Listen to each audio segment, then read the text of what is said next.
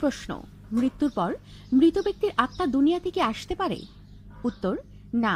কোনো ব্যক্তির যখন মৃত্যু হয়ে যায়, এর অর্থ হচ্ছে দুনিয়ার সঙ্গে তার যে সম্পর্ক রয়েছে, সেটা আত্মিক সম্পর্ক হোক অথবা শারীরিক সম্পর্ক হোক, কোনো সম্পর্ক সেখানে আর অবশিষ্ট থাকে না। তার আত্মার কোনো ধরনের আগমন, বহির্গমন, সংযোজন অর্থাৎ যে কোনো ধরনের তৎপরতা অবশিষ্ট থাকে না। সুতরাং আত্মা স্বাধীনভাবে যে ঘোরাফেরা করবে অথবা আসবে যাবে, ব্যাপারটা এমন নয়।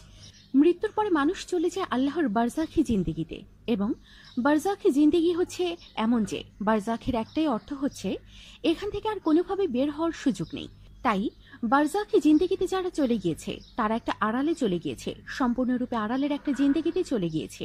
দুনিয়ার জগতে তাদের আর আগমন হবে না। যেমনই ভাবে তারা দুনিয়াতে আগমন করতে পারবে না, ঠিক তেমনই ভাবে তারা আখিরাতের যে জিন্দেগিতে রয়েছে, পরবর্তী জীবন, সেই জীবনেও যেতে পারবে না। এখানেই তাদের অপেক্ষা করতে হবে।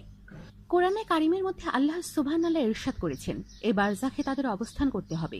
ওই পরবর্তী পুনরুত্থান পর্যন্ত, ওই দিবস পর্যন্ত তাকে অপেক্ষা করতে হবে। পুনরুত্থান পর্যন্ত সেখান থেকে তাদের কোনো ধরনের আগমন, বহির্গমন অথবা কোনো ধরনের তৎপরতা করার অধিকার তাদের থাকবে না। তাই এই ধারণা করার সুযোগ নেই, বা আমাদের আকীদার মধ্যে, আমাদের যে চিন্তাধারা রয়েছে, যে বিশ্বাস আকীদার মধ্যে রয়েছে, এই আকীদার বিশ্বাসের মধ্যে কোনোভাবেই এ কথা শুদ্ধ নয় যে মানুষের আত্মা পৃথিবীর মধ্যে আবার আগমন করে থাকে এবং আগমন করে বিভিন্ন মানুষকে সতর্ক করে থাকে। এটা ভিন্ন দর্শনের বা ভিন্ন চিন্তাধারায় রয়েছে। সুতরাং ইসলাম মূলত যেটা আমাদের শিক্ষা দিয়েছে যে মৃত্যুর পর মানুষগুলো সব তৎপরতা সীমাবদ্ধ হয়ে যায় এবং তারা বারজাখি জিন্দেগিতে চলে যায়। এই বারজাখি জিন্দেগি কোন ধরনের, তার কোনো সুস্পষ্ট সংজ্ঞা বা পরিচিতি রাসূল সাল্লাল্লাহু আলাইহি সাল্লামের কোনো হাদিসের মাধ্যমে আমাদের কাছে স্পষ্ট করা হয়নি। আমাদের সাথেই থাকুন আর অবশ্যই সাবস্ক্রাইব করুন।